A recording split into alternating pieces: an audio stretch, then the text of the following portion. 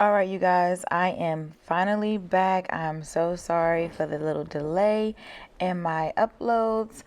Today, I will be showing you how to create stickers using Silhouette software and Cricut's cutting machine. I love my Cricut dearly, but y'all know it's been going through some things lately, and so I like to design outside of Cricut and just bring it over to just upload. Okay, so I'm getting ready to upload this image that I got from Google, and I'm just going to trace it out so I can have just the image without the white background. With this feature, of course, I'm just learning Silhouette software, so a lot of these things I have just learned. I am no Silhouette guru like I am with Cricut, but with my practice, I promise you I know I'm going to get better. So bear with me as I remember certain buttons and how to do certain things. Okay, so I've traced this image out so I'm able to delete that white background, and now I'm just going to shrink this a little bit to be able to have space to see the rest of my projects. Next, I'm going to upload another image. So I'm actually going to be working on a 90s themed shelf, which I'm making for my office. So a lot of the images that you'll see are from 90s Nickelodeon cartoons. And of course, I'll upload exactly what I made with these stickers at the end of this video. So I'm going to do the same thing. I'm going to trace over SpongeBob, play with the threshold a little bit to make sure that I can take out my whole image. Okay, so there we go.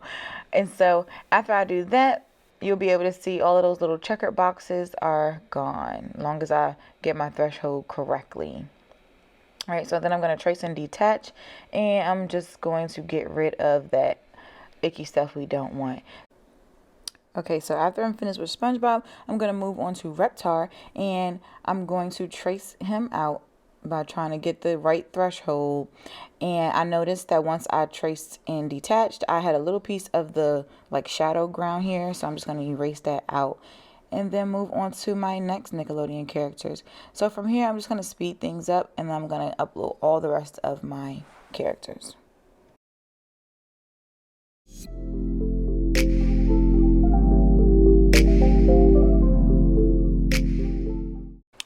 Alright, y'all see I got all the good stuff from the 90s. I know I'm missing a few, Ren and Stimpy, Angry Beavers, all that good stuff, but I only had a little bit of space, so I used some of my favorites. So now I'm just going to show you how to offset. This is how you get that white little outline for stickers. So I hit the offset button, and now I'm just changing that background. I'm going to fill it white so I can have that white background. I'm changing the distance of the offset from the image because I don't want it to be super thick, but I want you to still be able to see it. I'm going to hit apply. See, that's the white background.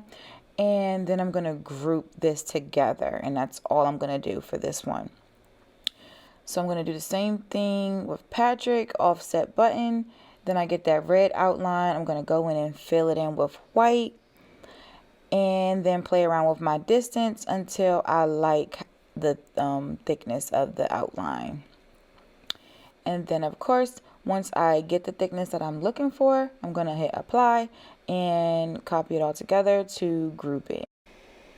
Okay, so I'm going to just finish that up really quick. Let's get all of my characters outlined and we can continue.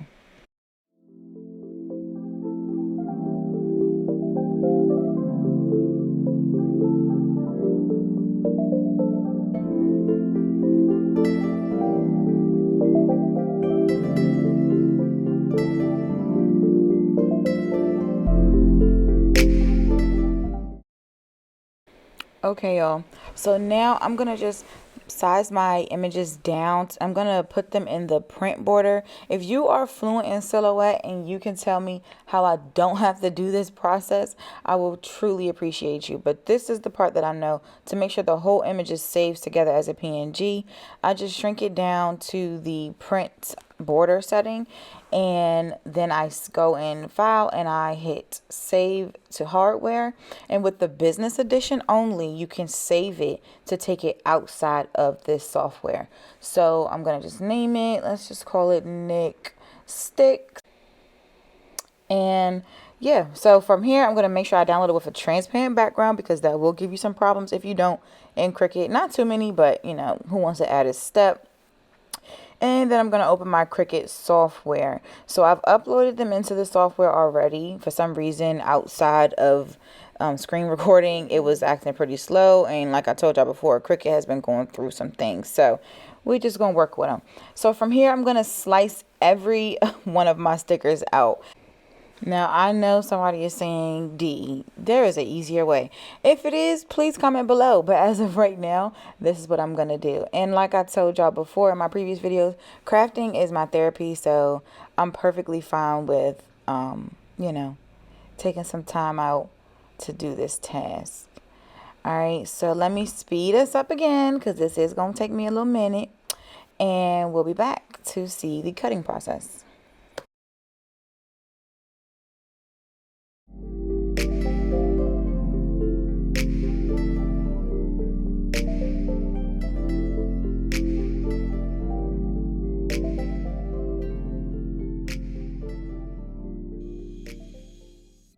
Okay, so now I'm just going to play around with the sizing so that I can make sure that it's going to fit my shelves that I have built already.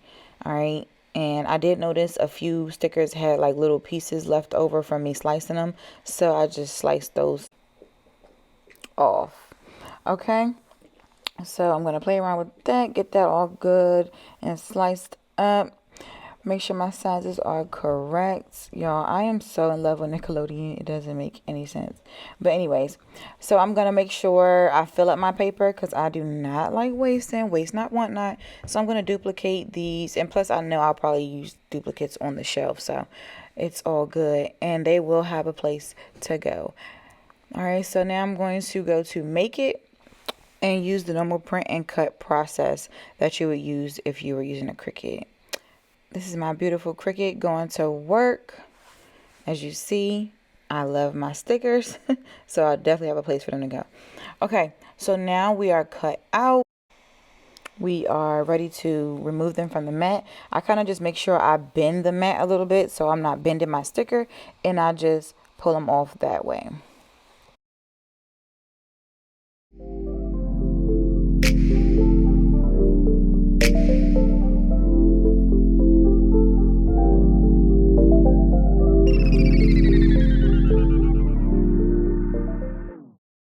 All right, so I did like the quality of the sticker paper, but it was just a little too thin for me. So when I go back to make more, I don't think I would want to use this for this particular project again. Because I did use the glitter sticker paper from Silhouette, which is nice and thick and it has a gorgeous shimmer on it. And I did them in my logo and then my alma mater state. Oh, and then I did another SpongeBob too. I got a little sticker happy. So yeah, but I'll make sure I include all of the materials I used in my bio. And this is my beautiful stand that I will be putting mica powders in and alcohol inks and all that good jazz. If you learned something from this video today, feel free to hit that subscribe button and that notification bell so that you will be notified anytime I upload another video. And in the meantime, y'all, creativity is contagious, so make sure you pass it on. Until next time, thank you for watching.